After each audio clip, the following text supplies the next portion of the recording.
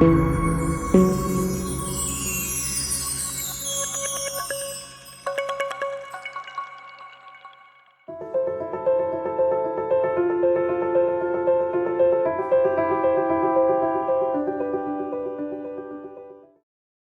bien, buenos días. Pues mi nombre es Roberto Cervelló y voy a proceder a moderar la mesa de productos de inversión de impacto líquidos y líquidos. Y primero que nada, pues dar la palabra a Emilio Ayalz, que es de CREAS. Y bueno, tengo aquí una serie de preguntas, Emilio, como ya hemos hablado. La primera de todas sería, ¿cuál es el perfil de los inversores y el horizonte medio esperado de las inversiones de impacto en empresas no cotizadas? Perdona, que pensaba que iban a haber más, pero has disparado así. Bueno, primero de todo es... Bueno, buenos días a todos. Gracias, Spainsafe y la UPV por acogernos, por organizar esto, a vosotros por dedicar vuestro tiempo. Y bueno, vamos a intentar poner un poco de luz desde la práctica, desde los fondos que estamos un poco en la trinchera. Entiendo, Roberto, que por inversor te refieres más a los inversores, los que estamos invirtiendo en compañías, no tanto a los que invierten en fondos, ¿no? Sí. Perfecto.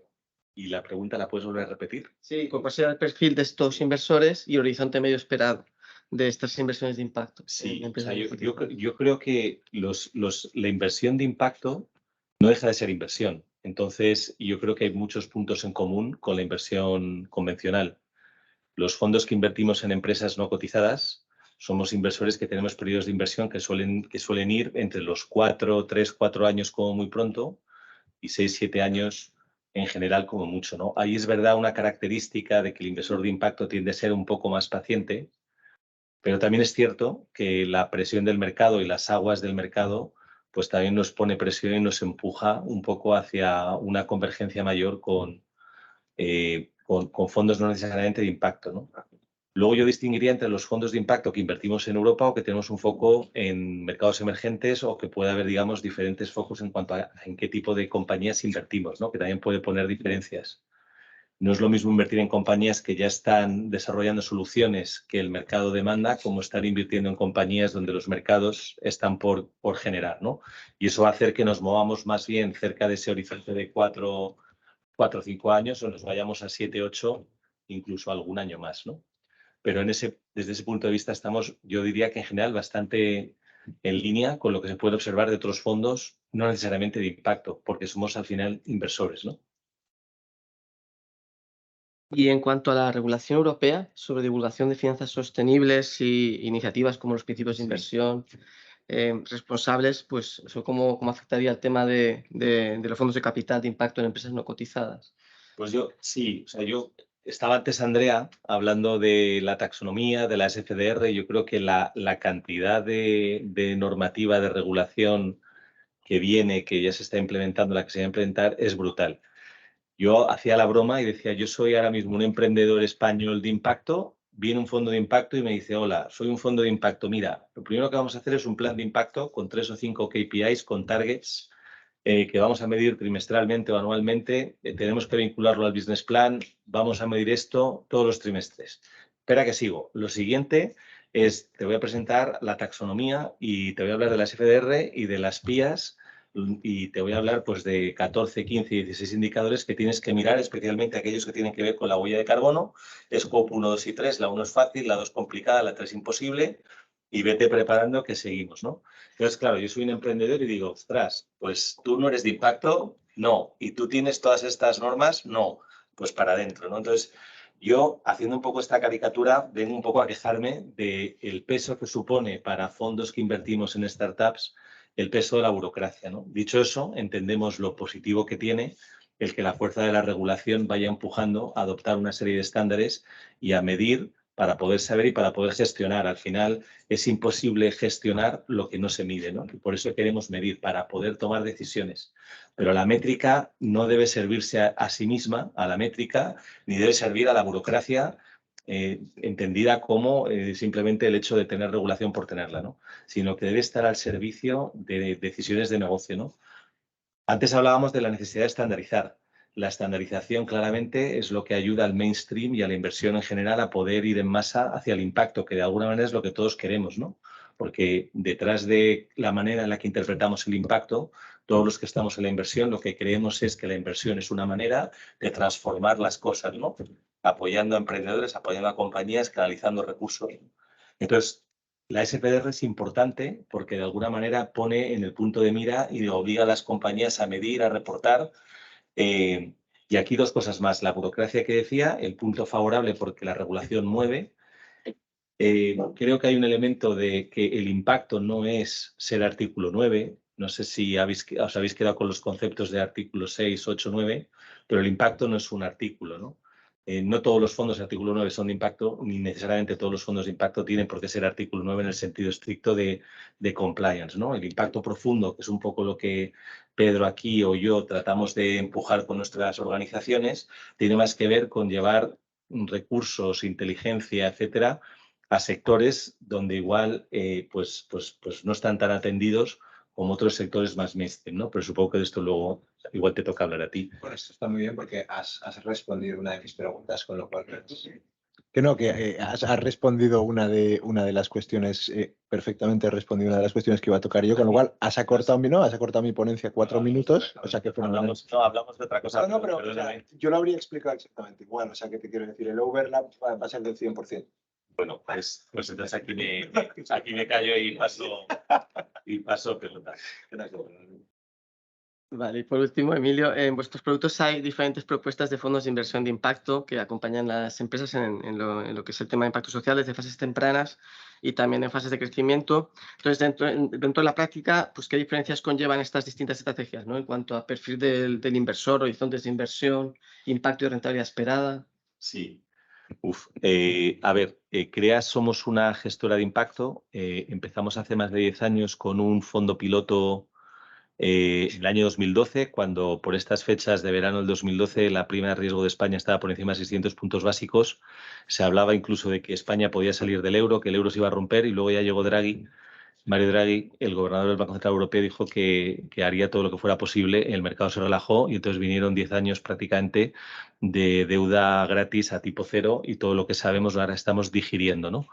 Pues ahí, de pronto, unos tíos locos dijeron, vamos a hacer inversión de impacto, que era un término que se inventó en el año 2007 por la Fundación Rockefeller, ¿no? Que fueron los que dijeron, oye, invertir con criterios de rentabilidad, pero al mismo tiempo tratando de canalizar recursos hacia sectores desatendidos, etcétera, pues esto se llama inversión de impacto, no es filantropía, ¿no?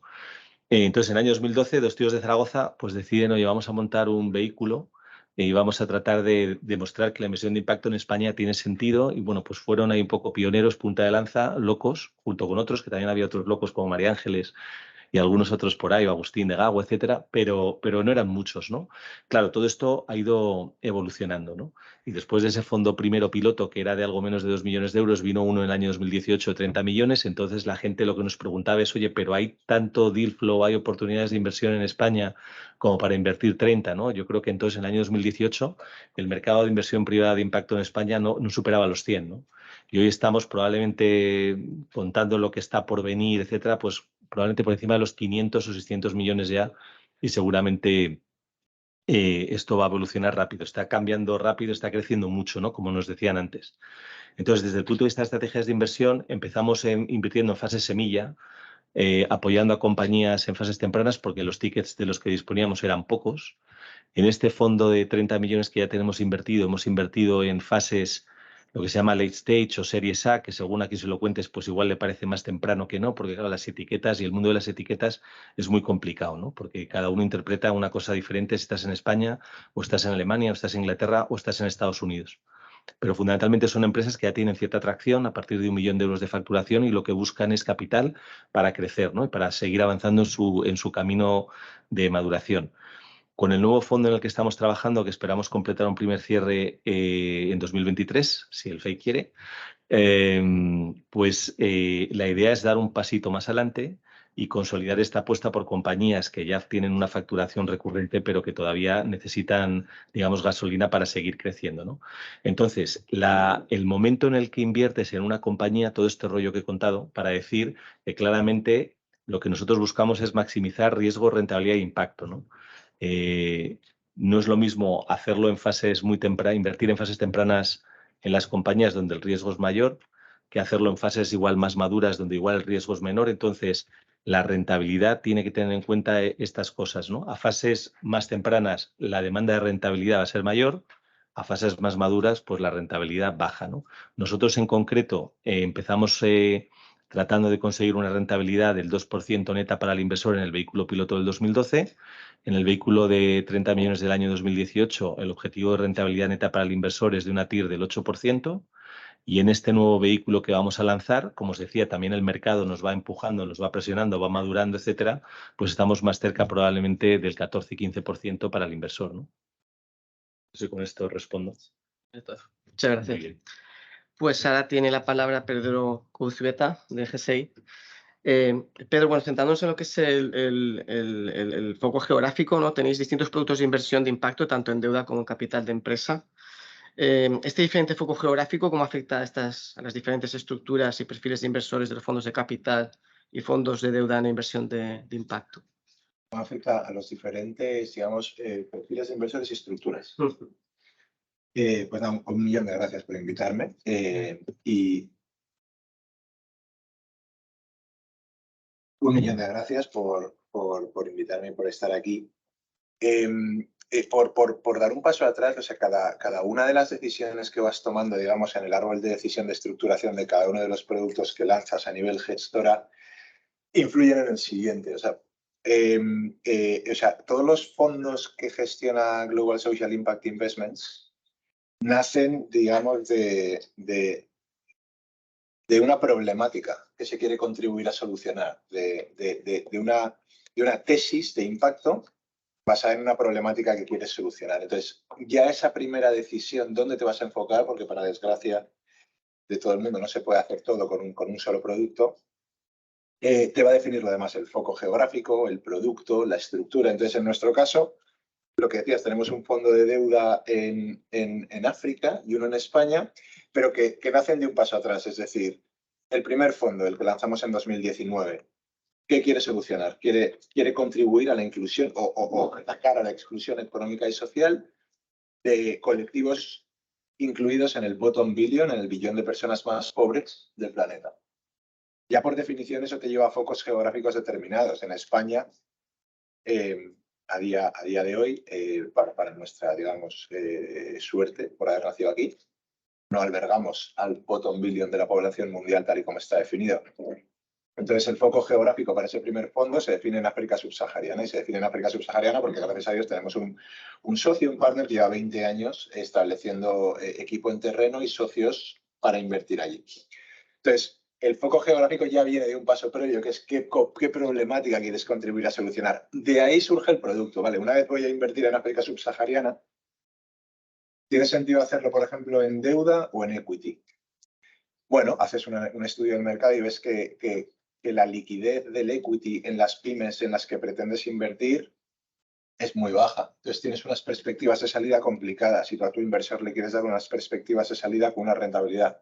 Con lo cual, en ese fondo decidimos hacer deuda con unas características determinadas que nos llevó a una estructura en Luxemburgo por una serie de características que favorecían el producto. Entonces, no es tanto el foco geográfico determinando lo demás, sino que es como una cadena de causalidad de decisión en el que cada uno de los pasos de tu árbol de decisión te van acotando los siguientes.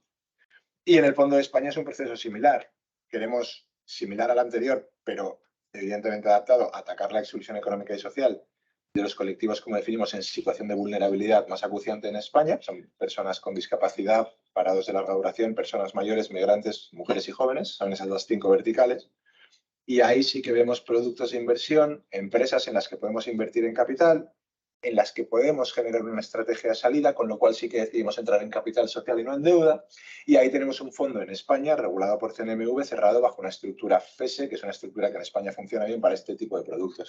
Entonces, el perfil del inversor, en nuestra opinión, no cambia tanto. O sea, seguimos teniendo en ambos productos pues, family offices, fundaciones institucionales y grandes corporaciones. O sea, el perfil, el tipo de inversor no vemos que cambie, porque también me has preguntado además del foco por el perfil del inversor, no vemos que cambie radicalmente. Lo que sí que viene bien, en nuestra opinión, de tener esa diversificación en términos de producto es que te puedes adaptar a las necesidades que cada uno de ellos pueda tener en cada momento. Pues puede haber un fondo que prefiera un fondo abierto como el nuestro en África con ventanas de liquidez anuales para determinar sus ventanas de salida en el tiempo, y habrá, pues, por ejemplo, fondos aseguradores que prefieran tener el capital 10 años en un producto de inversión de este tipo sin tener que preocuparse de cuándo sacarlo, cuándo entrar. Entonces nos ha ayudado más por el lado de ofrecer al inversor distintos productos con distintos plazos y madurez, digamos, que por el lado de ver distinta tipología de inversores. No sé si contesta un poco a... Sí, no, sí que tanto que es el perfil como el foco. Y luego, centrándonos también en los fondos de impacto en cuanto a lo que es la estructura, o sea, estas estructuras de financiación combinadas como motor de capital, catalítico institucional y atracción de capital de inversores privados, ¿en qué medida pensáis que esas estructuras se pueden aplicar para escalar fondos de capital y deuda de impacto? Pues es bastante interesante. Y además Emilio hacía referencia antes. En España la inversión de impacto es relativamente reciente. Había una serie, digamos, de locos, como la fundadora y presidenta de Global Social Impact Investments, como los fundadores de Crea Agua, que empezaron hace 10 años a hacer esto. Pero la realidad es que esto ha cogido tracción en los últimos 5 y gran parte de los fondos de más de 30 millones que hay en España se pueden considerar prácticamente first time funds.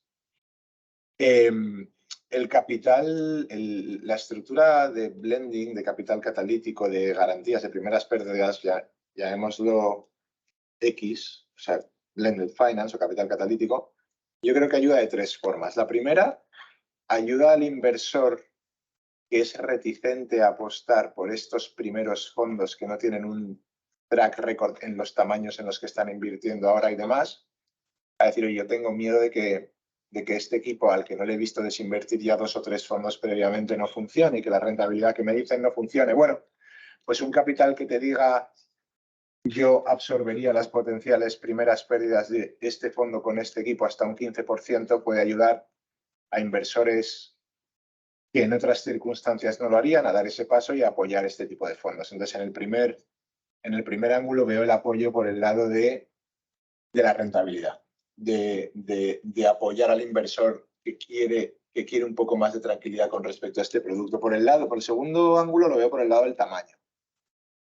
Hay muchos inversores institucionales, family offices grandes o corporaciones, que directamente te dicen, mira, yo por debajo de 50, 60 millones no miro fondos.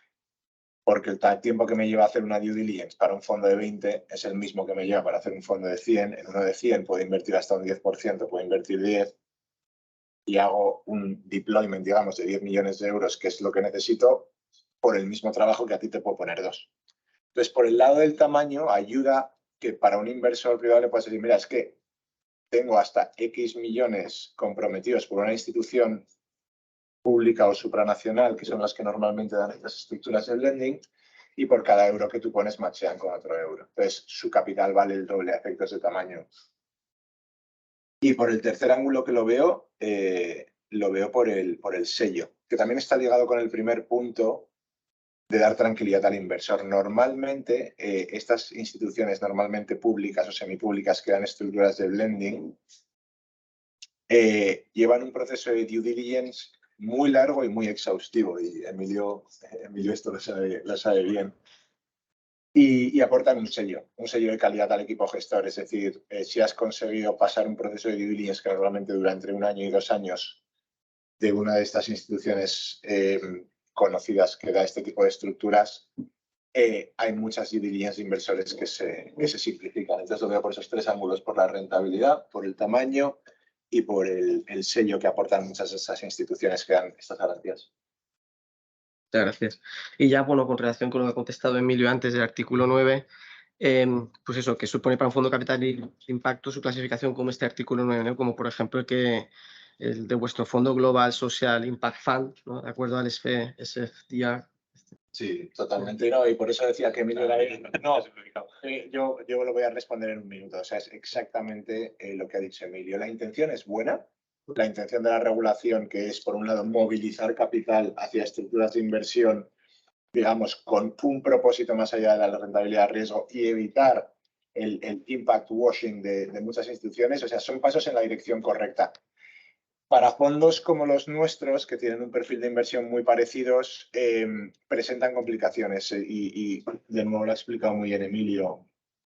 Coger a una empresa en África subsahariana con 35 trabajadores, 5 millones de dólares de facturación, 700 de EBITDA, 700K de EBITDA, y decirle exactamente el proceso que ha definido él. Decir, mira, no solo vamos a establecer contigo una teoría del cambio y un cronograma de impacto a cumplir en el corto y medio plazo en el que vamos a mejorar los medios de vida de personas viviendo por debajo del umbral de la pobreza, es que además por esta regulación vamos a tener que medir 14 PIAs en el plano medioambiental más otras 3 y vas a tener que hacer esto y esto. Eso genera una carga de trabajo para empresas que, uno, no están preparados para acometerla y dos, no genera mucho valor añadido porque son empresas muy pequeñas que normalmente tienen huellas muy limitadas en estos planos, que a veces pues desincentivan un poco al invertido a acometer estos proyectos de inversión de impacto. Dicho esto, para fondos como el nuestro, con un marcado carácter social, tenemos una taxonomía pendiente aún por salir. Vamos a ver qué efectos tiene la implementación de esa taxonomía social que todavía no ha salido en la previa, que es eminentemente medioambiental, y luego esperamos que la regulación, que a día de hoy vemos un poco más pensada para fondos líquidos grandes con empresas con market caps de cientos de millones y no ilíquidas pequeñitas, se adapta a estos modelos de inversión que por definición son más pequeños y tienen unas restricciones un pelín más altas a la imposición de estas, entre comillas, imposición de estas medidas a las empresas invertidas. Muy bien, pues muchas gracias, Pedro. Pues ahora vamos a hacer unas preguntas a Lorenzo Coletti de Pictet. Primero que nada, Lorenzo, Pictet EM es uno de los mayores proveedores mundiales de fondos clasificados en Europa, como el artículo 9 que hemos comentado, de activos líquidos de empresas cotizadas. ¿Qué características principales deben tener estos fondos para la clasificación con este artículo 9 y qué dificultades presenta la comercialización internacional de estos fondos, dada la diversidad y diferencias existentes en los marcos regulatorios internacionales, que viene un poco también al hilo de lo que han comentado tanto Emilio como Pedro? Sí, gracias Roberto, buenos días a todos y gracias a Spensif por invitarnos a este foro. Nosotros nos movemos en un entorno un poco distinto al de Pedro y Emilia, porque somos una gestora global que invierte principalmente en activos cotizados. Cuando hablaba esta mañana Rocío de activos líquidos, nosotros teóricamente, si mañana nos piden de vuelta todo lo que han invertido los inversores, en teoría tenemos que devolvérselo. Y tenemos fondos, como decías tú, de artículo 9, de varios miles de millones. De hecho, seguimos siendo la mejor gestora, la mayor, perdón, mejor también, pero mayor gestora activa en artículo 9, a pesar de haber tenido que declasificar algunos fondos de artículo 9 a 8 a final del año pasado por cambios de regulación. Pero también tenemos en el artículo 8 algunos fondos que nosotros podemos identificar como de impacto, pero que no se pueden clasificar por los reglamentos que hay hoy. Y entonces, estar en activos líquidos nos facilita la vida en cierto sentido porque invertimos en empresas cotizadas que tienen que seguir una serie de, digamos, directrices y de regulaciones. Y nosotros, para poder clasificarlo como artículo 9, miramos básicamente a 3 elementos. Uno, que ya se ha comentado anteriormente, es la intencionalidad.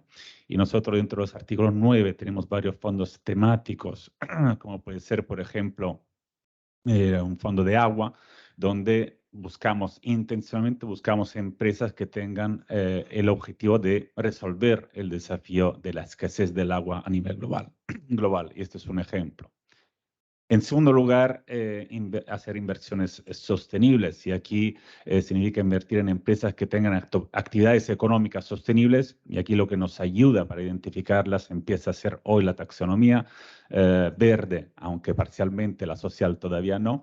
Con lo cual, este todavía sigue siendo un reto que tenemos para identificar actividades que sean efectivamente sostenibles. Y en tercer lugar, tenemos el tema de la medición.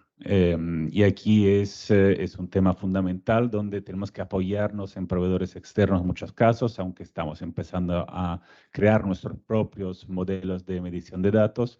Y un ejemplo de lo que tenemos para algunas ideas temáticas medioambientales o el agua de transición energética es el marco planetario del Instituto de Resiliencia de Estocolmo, donde nos indican una serie de retos medioambientales que nosotros intentamos medir y ver cómo nos comparamos con la renta variable global de los índices, ¿no? Y estos son los tres elementos clave para que podamos clasificarnos como 9. Hay más detalle por debajo, pero no es este el marco para comentarlos todos. Y luego creo que es fundamental ver cómo, o sea, al final nosotros distribuimos fondos a nivel global, no solo en Europa. Y Europa es donde está regulado, artículos 6, 8, 9. Pero cuando nosotros vamos a distribuir nuestros fondos a los fondos de pensiones de América Latina, pues les da igual que sea un 6, un 8, un 9 o que no esté clasificado para nada. Y eso es un reto, porque era más fácil antes, cuando era más un tema de exclusión de algún sector o seguir a las normas de algún organismo internacional, pero explicar que es un 9 o que es un 8, pues no todo el mundo lo entiende, ¿no? Y este es un reto que tenemos porque además la regulación la tenemos en Europa, pero en Reino Unido está empezando, en Estados Unidos casi no existe y bueno, en emergentes no sé si lo están pensando en todas las regiones, ¿no? Y por último, la demanda del inversor, porque es verdad que en Europa estamos viendo este aumento de la inversión sostenible y de impacto sobre todo, pero si vamos otra vez a otros países que nosotros cubrimos, como es América Latina, esto está empezando ahora, está en pañales absolutamente la inversión sostenible y la de impacto aún más. Y repito, me refiero a empresas cotizadas sobre todo. Y entonces, y luego si hay cambio de regulaciones, como hemos visto a final del año pasado, reclasificando varios artículos, esto crea aún más confusión, ¿no? Con lo cual ese es un reto, sin duda, para la comercialización de estos productos a nivel internacional. También tenéis experiencia en invertir en bonos soberanos, en concreto que está clasificado como artículo 9, en concreto el Pictet Climate Government Bonds. Entonces, ¿cómo se hace la selección de estos indicadores de impacto en estos fondos? Y muchos inversores institucionales y también bancos nos indicaban que había cierta falta de productos de impacto, sobre todo en la pata de los bonos soberanos. ¿Por qué? No sabemos muy bien por qué, porque hasta hace muy poco prácticamente no existían y hoy hay muy pocas soluciones de este tipo. Pero esto es fundamental porque la mayoría de estos fondos de pensiones, gran parte de sus inversiones están en bonos soberanos. Están en bonos españoles en España, están en bonos americanos en otros sitios, con lo cual necesitaban también una solución en este sentido. Pero claro, era un reto grande, ¿no? Ver cómo podemos hacer inversión de impacto en bonos gubernamentales. Y básicamente la solución que encontramos para tener también los datos necesarios fue invertir en todos aquellos bonos emitidos por países que tuviesen una baja emisiones de carbono. O una alta eficiencia en el uso en las emisiones de carbono, o sea, que tuvieran crecimiento económico, pero con unas emisiones de carbono menores que otros países. Y para poder hacerlo necesitamos obviamente datos y en este sentido nos ha ayudado mucho los datos que tenemos a disposición por la Agencia Internacional de la Energía, por la FAO, las estadísticas de la Food and Agriculture Organization. Y por eso hemos podido hacer este tipo de inversión en un universo de 70 países que representan el 80% de las emisiones de CO2 a nivel global. Y obviamente hay algunas exclusiones que hemos tenido que hacer porque hay países que emiten más que otros y no tienen ninguna intención de reducirlo, con lo cual hay países que han entrado y han salido, miramos los últimos 4 años, con lo cual donde vemos unas mejoras, también vamos invirtiendo. Pero eso es una novedad, en el sentido de que tenemos esta estrategia, pero todavía hay muy pocas estrategias en bonos gubernamentales y creemos que habrá más en los próximos años. Y centrándonos en lo que es la estrategia de inversión temática, para los fondos de impacto, como el caso de vuestro fondo Regeneration, ¿qué características tiene este fondo? Sí, yo decía al principio que en Pictet tenemos varias estrategias, artículo 9, sobre todo temáticas, ¿no? Hablaba del agua, energía, transición energética, tenemos madera, por ejemplo. Y Regeneration es la última idea que incorpora, aparte de los retos medioambientales, que pueden ser, por ejemplo, eficiente uso de agua, puede ser utilización eficiente del suelo, gestión de las forestas, bajas emisiones de CO2, que también incorpora el objetivo de la biodiversidad, o sea, de regenerar, por eso tiene el nombre de Regeneration, con lo cual intentar invertir en empresas que tengan un bajo uso de recursos naturales. Sabemos que la sobreexplotación de recursos naturales ha sido también causa de una bajada de la biodiversidad a nivel global. Hemos perdido varias especies en los últimos 100 años y esto va a más, con lo cual intentamos invertir en empresas que se dediquen sobre todo a la economía circular, a la reutilización de productos, a dar más años de uso a los productos y que sean de valor añadido en ese sentido, con lo cual intentamos dar más respuestas a necesidades muy grandes que tenemos hoy en día en tema de biodiversidad. Desde el punto de vista de la gestión de fondos de inversión alternativos, ¿qué oportunidades de inversión de impacto existen en activos líquidos desde este punto de vista? Bueno, hay muchos y creo que Pedro Emilio pueden contestar más a este tipo de preguntas, pero nosotros tenemos la experiencia en inversión líquida. También tenemos una pata de inversiones ilíquidas, o sea, que son fondos de capital privado. Y estamos viendo que también está llegando la demanda ahí por varias razones. Porque, por un lado, es verdad que cuando invertimos en empresas cotizadas, a veces nos es muy complicado encontrar empresas muy puras en una temática medioambiental concreta o social concreta. Entonces necesitamos alta pureza en este sentido, que quizás en las empresas no cotizadas es donde hay más oferta, hay más posibilidad. Luego, si vamos a buscar empresas dentro de la empresa, dentro del mundo no cotizado, tenemos más variedad, sin duda. Pero el reto está en la accesibilidad. Porque, bueno, creo esto, quizás podéis comentarlo vosotros, pero cómo invierten los inversores institucionales, pero sobre todo cómo invierten los inversores privados, ¿no? En este tipo de productos. Todavía no hay una democratización del acceso a las inversiones ilíquidas y esto creemos que todavía va a ser un pequeño freno para que puedan tener un mayor desarrollo en el futuro. ¿Y cuáles crees que son los retos para la medición y verificación del impacto de las inversiones en los fondos en activos cotizados? Bueno, sí, ese es el reto, ¿no? ¿Cómo medir? Hablé antes del marco planetario del Centro de Resiliencia de Estocolmo. Vemos que la regulación va hacia eso. Hubo la directiva digamos, reporting no financiero, que, bueno, no ha sido muy llamativa. Hoy está la otra directiva sobre el reporting corporativo de sostenibilidad. Y esto quizás pueda dar mucha más ayuda para encontrar los datos o que las empresas nos otorguen todos los datos que necesitamos. Pero estos son temas europeos.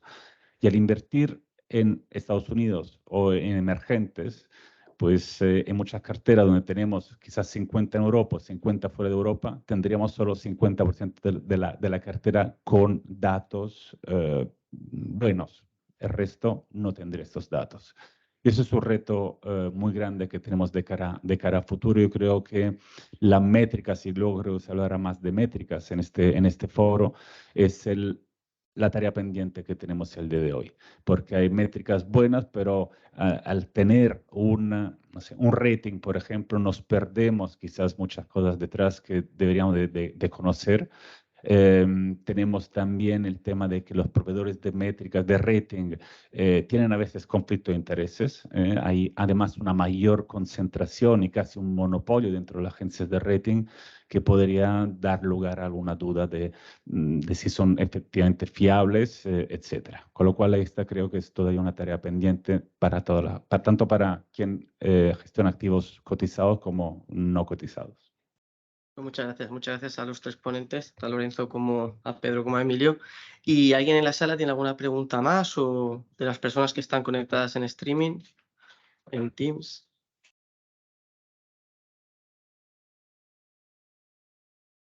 Yo aprovecho un poco, ya que habéis sacado el tema de la medición.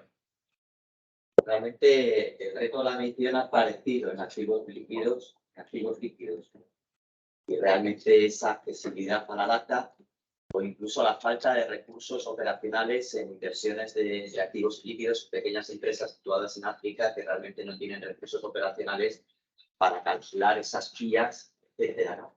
Pero realmente se ve ahí un gap importante, ¿no? Porque el inversor institucional, cada vez más motivado por la regulación y motivado también un poco por sus intereses, por la necesidad de rendir cuentas, está pidiendo cada vez más esa inversión, esa medición de impacto, ¿no?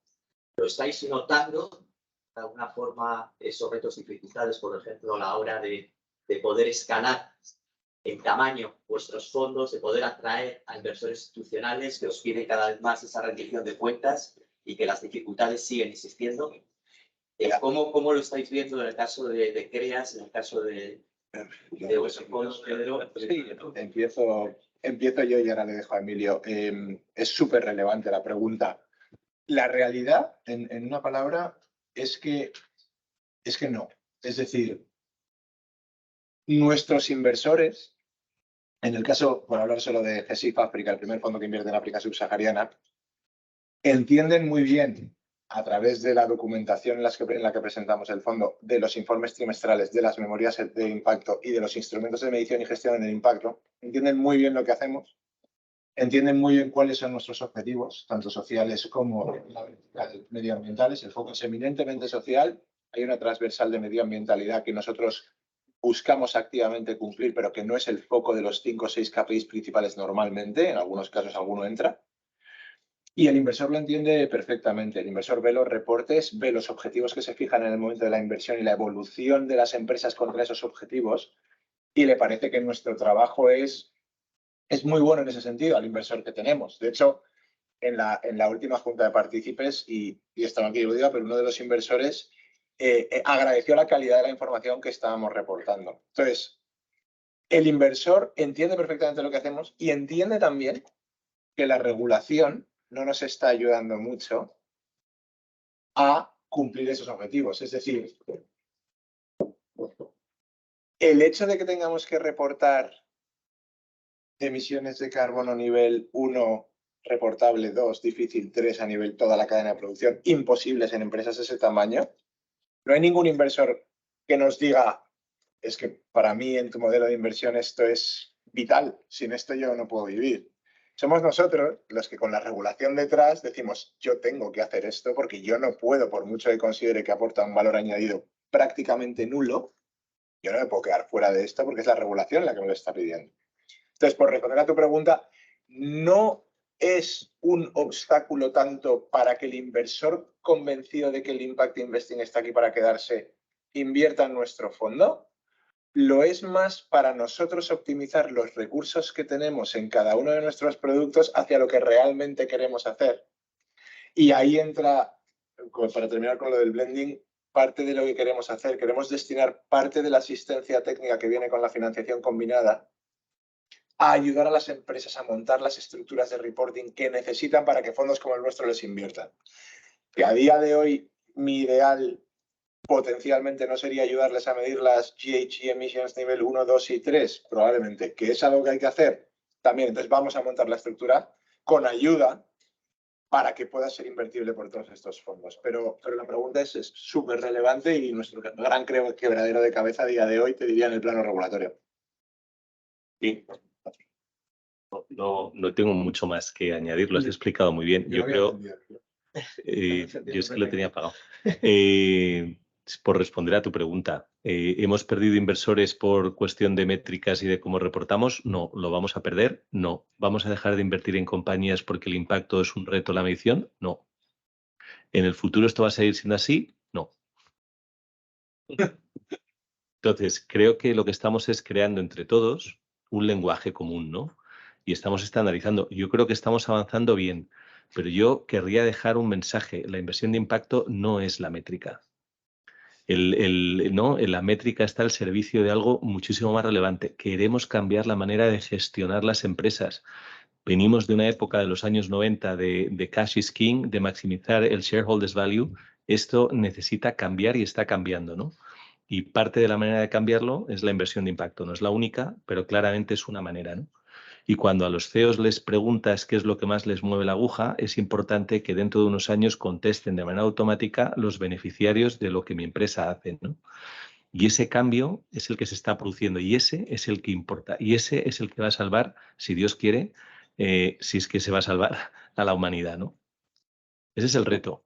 Entonces, creo que todo lo que no esté al servicio de esto es cortinas de humo. Ahora, para llegar ahí, pues efectivamente, ¿no? Va a ayudar el tener estándares porque esto lo que va a hacer es que más dinero, más capital se movilice para que efectivamente aquellos que tienen más capacidad de hacer lobby, porque el lobby no son señores oscuros con maletines raros en reuniones secretas, que algo de eso seguro que hay. Fundamentalmente el lobby es pues cuando viene BlackRock y tiene 200 tíos para montar lo que haga falta que haya que montar, ¿no? Y luego los fondos pequeñitos que igual estamos con otra dinámica o con otras, bueno, con otras estructuras, pues ahí competimos con mucha asimetría y mucha desventaja. Pero es necesario tener estándares para que el capital en masa vaya acudiendo a trabajar por y para el bien común, ¿no? Pero el objetivo que tenemos es esencialmente ese. Y no debemos caer en algo que yo noto mucho en muchas charlas, la obsesión por la métrica, porque la obsesión no debería estar en la métrica. La obsesión debería estar en lo que importa.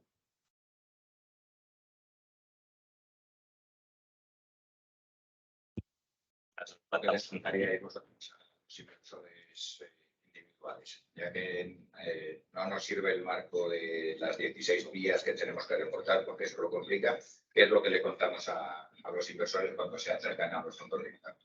Para que inviertan en ellos, cómo son capaces de juzgar que se cumple lo que se dice que Sí. se... Sí, bueno, yo creo que los fondos tenemos una tesis de inversión que parte de qué problema, en el caso de los de impacto, ¿no? Que realmente en qué verticales o en qué temas invertimos y por qué, en qué tipo de compañías que pueden responder a estas cuestiones.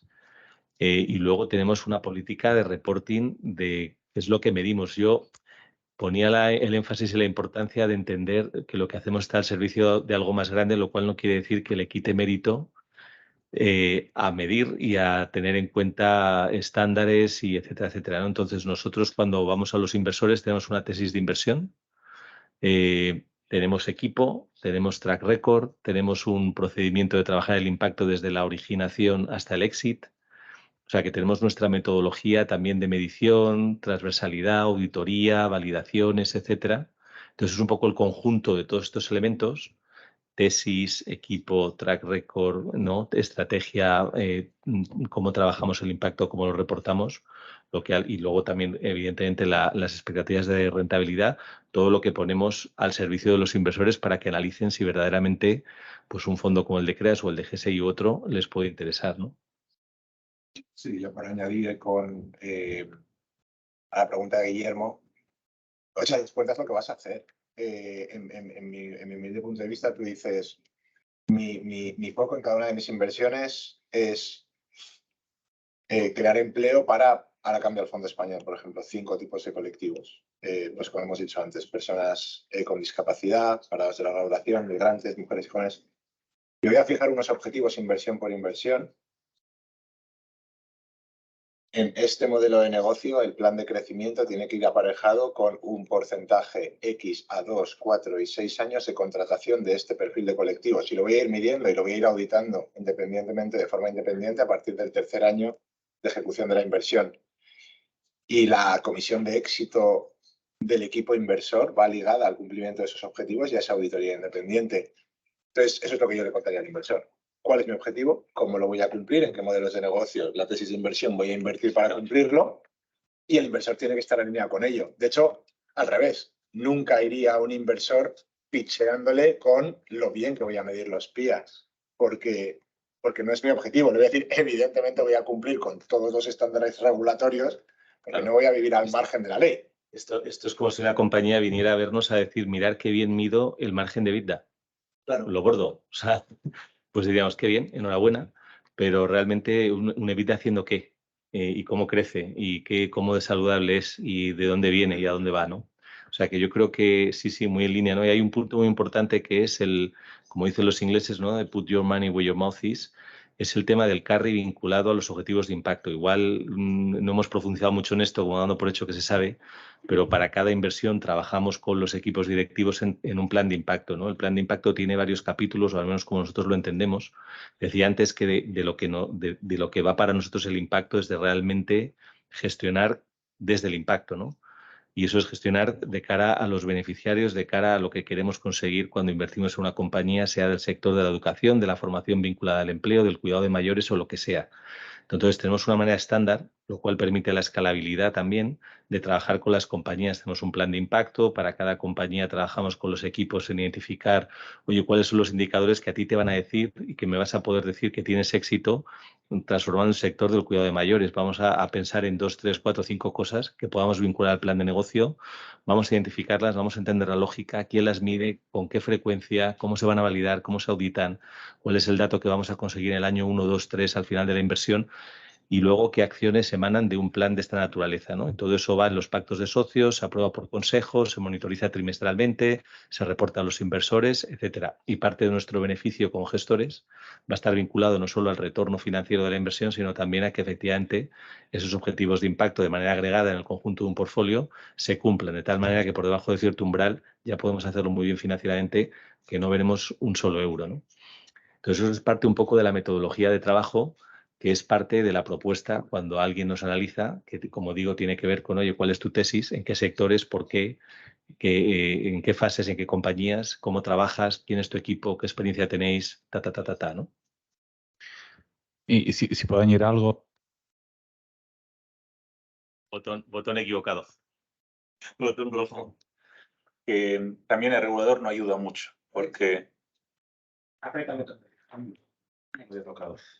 Pues que el regulador tampoco ayuda demasiado, porque nosotros nos ha pasado de considerar los PIAs dentro de los ficheros EET para artículo 6. Sí, consideramos PIAs en artículo 6, y luego si haces un filtro te van a salir artículos 6 que consideran PIAs, algo que teóricamente es un regulador no debería de pasar. Entonces, hay quizás un poco de confusión ahí que se debería de resolver de alguna manera. Pero bueno, los criterios, sin duda esos filtros son necesarios también para poder explicar al inversor final cómo llegar a un artículo 8, 9 y qué es. Hay tiempo para más. Voy a preguntar.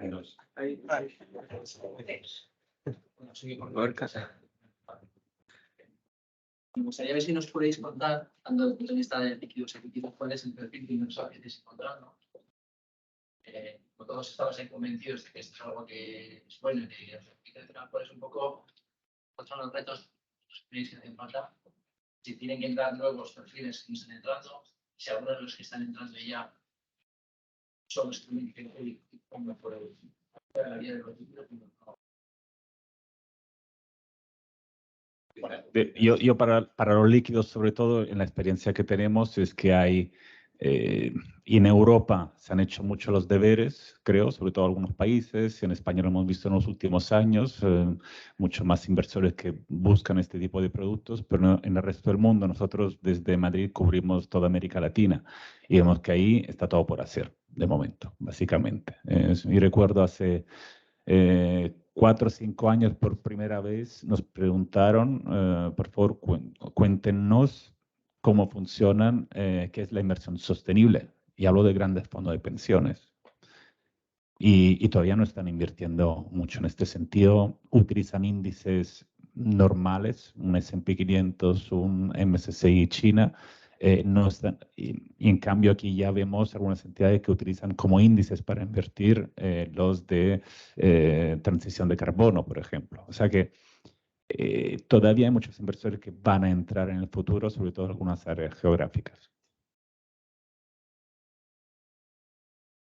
Sí. Gorka, a ver. Hola. Hola.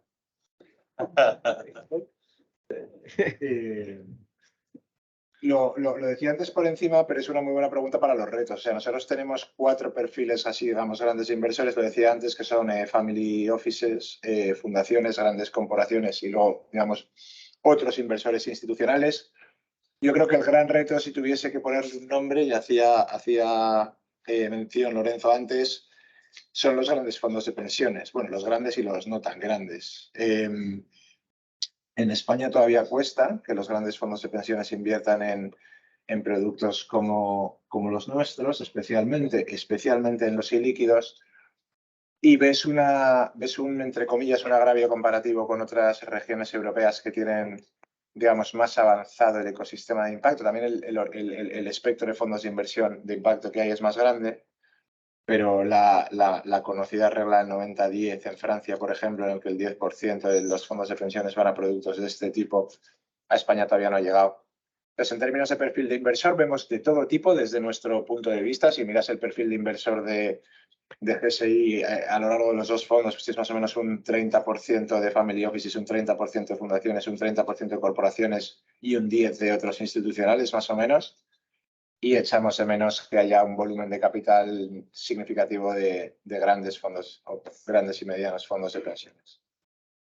Perdonar que Eso es cuando quieres que nos callemos, ¿no? o cuando la pregunta hay que cortarla. Le he dado al botón equivocado. Yo creo, Gorka, que muy de acuerdo con lo que dice Pedro, ¿no? O sea, yo creo que lo que más necesita el inversor es confianza, y la confianza se establece de 2 maneras. Al principio con las personas, pero conforme avanza el tiempo con el track record.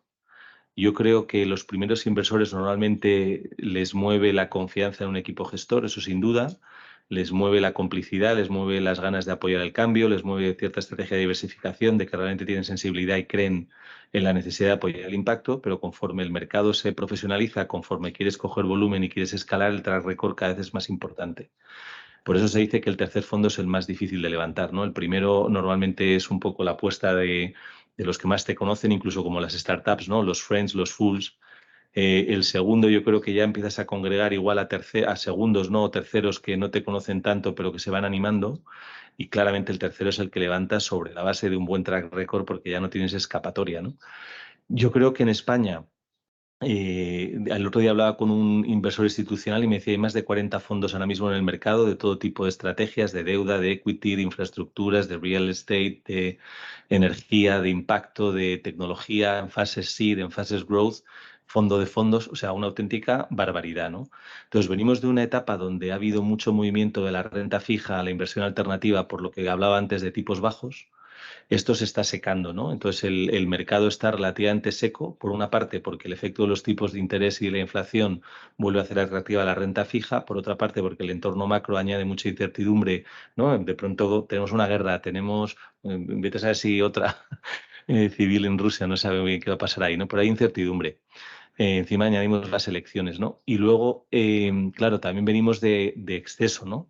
De unos años en los que ha habido mucho capital que, fruto de retornos bajos de renta fija, pues se han dirigido hacia la inversión alternativa, ¿no? Entonces, yo creo que el mayor reto que tienen los inversores de impacto, está muy bien que haya esquemas de blended finance que ayuda, ¿no? ¿Cómo podemos incentivar el que los inversores privados inviertan en inversión de impacto? Pues claramente con incentivos fiscales, o con estructuras como el blended finance, o con esquemas 90-10 que decía Pedro, etcétera, ¿no? Pero la realidad es lo que depende de nosotros, fondos, más allá de nuestra capacidad de juntarnos y empujar a las instituciones, es hacer las cosas bien y hacer track record. Demostrar que podemos hacer deployment, demostrar que podemos medir, demostrar que las compañías en las que invertimos tienen el impacto que creemos que pueden tener, y que lo que hacemos responde a ese trinomio de riesgo, rentabilidad e impacto. Eso es la mejor carta de presentación. Entonces es un entorno más complicado, pero en eso estamos, ¿no? Entonces, y acabo, que igual no te he respondido, fundamentalmente nuestros inversores ahora mismo son más familias, high net worth individuals, fundaciones, instituciones religiosas, algún inversor institucional despistado. Y luego diría que en estos años sí que es verdad que el inversor institucional claramente sí que tiene sus ojos, las antenas abiertas, los ojos bien abiertos en relación con los fondos de impacto, ¿no? Yo creo que nos conocen a todos, nos ven a todos, miran en España, miran fuera. O sea que yo estoy convencido que pronto, si no lo están haciendo ya, que en algunos casos sí, pues invertirán claramente en fondos de impacto.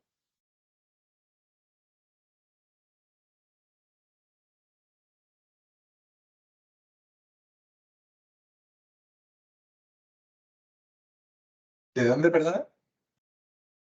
Ah, perdona, es que no estoy un poco solo. Cuando es una compañía sabe que es de impacto. Si no lo sabe, ¿cómo conseguís o cómo explicáis qué significa el impacto? Porque seguro que lo llevan en ADN, pero esta simplificación muchas veces las compañías no han llegado ahí. Y luego, lo que has dicho antes, claro, si es que comparar un socio artículo 8 y un socio artículo 9, ¿cómo convencéis a esa compañía potencial de inversión de que es mejor ir de la mano de un artículo 9 cuando eres por ADN una ADN? Bueno, yo te iba a pasar la pelota, pero yo creo que en el mundo de la inversión, yo creo que en España, en general en muchos lugares, pero en España hay dos planetas, ¿no? Y vives en el planeta Private Equity o vives en el planeta Venture Capital. Y como que la posibilidad de que estén conectados y haya cosas que están entre medias no se termina de contemplar del todo. Nos gustan las etiquetas, ¿no? Porque la pregunta que haces no te la respondería igual si yo fuera un fondo growth a si fuera un fondo más de Venture Capital. Y como aquí tienes a dos, uno que claramente entiendo, ¿no, Pedro? Que estáis más en fases más growth y nosotros que estamos un poco in between, pues igual la respuesta no es la misma. ¿Y por qué digo esto? Porque de la misma manera que en Private Equity hay mucha competencia por hacer deployment y generalmente hay una tentación o tendencia a hacer los deals en propiedad, en el mundo del venture capital pasa lo contrario, es vamos a juntarnos, que juntos llegamos más lejos, compartimos riesgos, compartimos bolsillo y en el fondo ambos juntos lo que queremos es vender esta compañía a un gran industrial, ¿no? Es un poco como vamos a juntarnos nosotros los pequeños contra... Entonces, esa competencia no es ni tan obvia ni tan clara, que también la hay, pero yo creo que un espíritu más colaborador, ¿no? Y luego las compañías cuando buscan capital, pues tienen una actitud muy diferente a cuando no lo buscan, como bien sabes, ¿no? Entonces no es lo mismo hablar de invertir cuando la compañía tiene necesidad de capital que cuando no la tiene, porque entonces es igual un poco más complicado. En el mundo que nosotros conocemos, yo creo que más allá de que la empresa sepa no que es de impacto, que puede ser que no, oye, pues mira, fíjate si lo que yo hago es impacto, es que realmente haya alineamiento en la intención y en la búsqueda de la adicionalidad, que es una palabra que supongo que se habrá dicho esta mañana, que es no vale solo con querer tener impacto, sino que además el impacto que queremos tener realmente mueve la aguja de alguien, ¿no? Porque para hacer lo que hacen otros, pues igual esto no es el tipo de inversión de impacto que queremos promover nosotros, por lo menos desde CREAS y creo que en GSI también, sino que buscamos aportar algo diferencial. Entonces, lo que es fundamental es alinearnos con los socios de las compañías y sus gestores. Y esto es fundamental, por eso hay un plan de impacto, entonces hay mucha conversación y al final hay un punto en el que tú te miras a los ojos y tú sabes si el de enfrente se lo cree o no se lo cree. Créeme que esto es así. Entonces, creo que es parte de nuestro trabajo como gestor el asegurarnos de que estamos alineados, de que realmente la persona o grupo de personas, emprendedores, empresarios que tenemos delante, el resto de socios, ¿no? Realmente están en esto de verdad y no es una pose. Yo por añadir, yo no veo tanto la diferencia entre... O sea, yo creo que la respuesta no cambiaría tanto entre Venture y tal. Sí que en todo lo demás, entre Venture y Growth, sí que más en lo otro que has dicho. O sea, a tu primera pregunta sería, ¿sabe la empresa que es de impacto? Pues muchas veces no. O sea, lo es, tiene la vocación, pero no sabe lo que es el mundo del impacto. Además hay una diferenciación regulatoria en varios inversores sobre lo que llaman, y esto viene de Europa, social enterprises, empresas que nacen con el conocimiento de qué es impacto, de cómo funciona un fondo de emprendimiento social europeo, de las restricciones al reparto de dividendos, a los objetivos sociales o medioambientales que pueden cumplir. Esas normalmente saben que son de impacto, nacen como una empresa social. Tenemos ejemplos en España claros. Y luego hay otra categoría que es Impact Driven SMEs, que no necesariamente lo saben y es bastante curioso.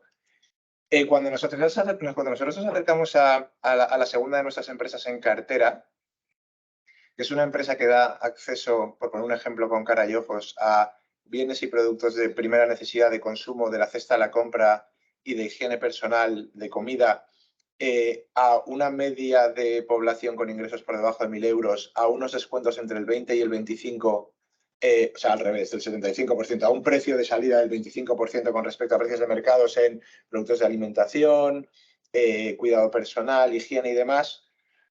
Hablábamos con la empresa y, por ponerte un ejemplo, ellos no sabían ni cómo se escribía esto de impacto, ni qué era esto de reportar, pero, por ejemplo, ellos tenían un compromiso con sus stakeholders, con sus compradores, que con independencia de la inflación ellos nunca iban a subir los precios a los que sacaban sus productos.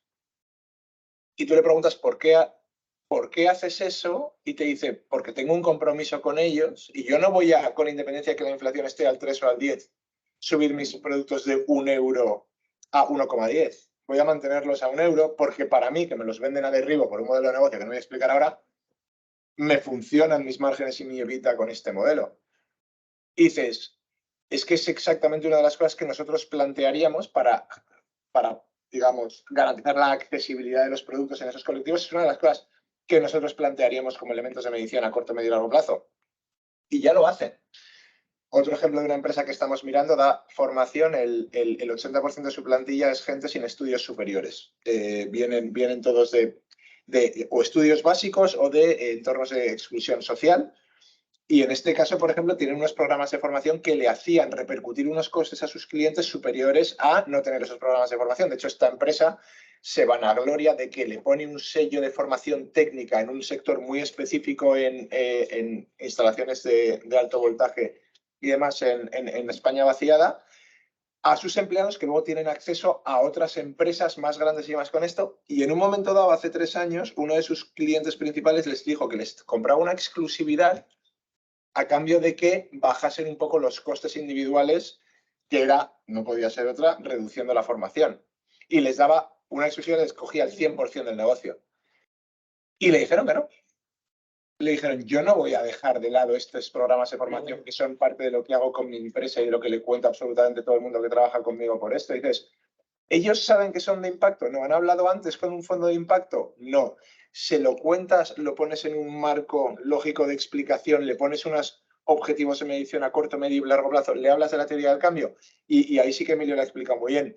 Yo no sé si hay un momento en el que te miras a los ojos y dices, estamos alineados, pero lo ves súper rápido. O sea, a medida que te digas entre 6 y 8 meses hablando todas las semanas con la empresa, tú ves perfectamente si están viendo un valor añadido en la carga de trabajo que estás poniendo y se lo creen, o si eres un grano en la espalda, por no decir otro sitio, que tienen que cumplir para acceder a capital.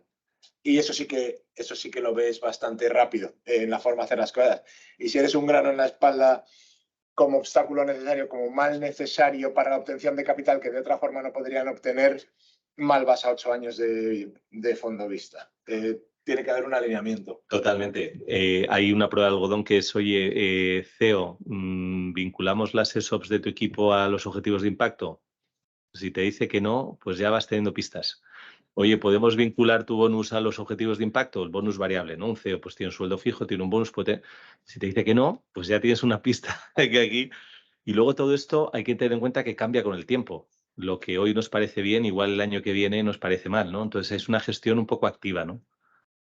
Pero vamos, es como elegir en una empresa y darle la importancia que tiene al equipo. En este caso hay un propósito y esto tiene que ser sólido y fuerte. Hay emprendedores que es verdad que son mission driven, ¿no? Que claramente montan la empresa porque tienen una vocación de transformación, y otras que igual no tenían a lo mejor una conciencia tan clara, pero que lo que hacen es maravilloso, ¿no?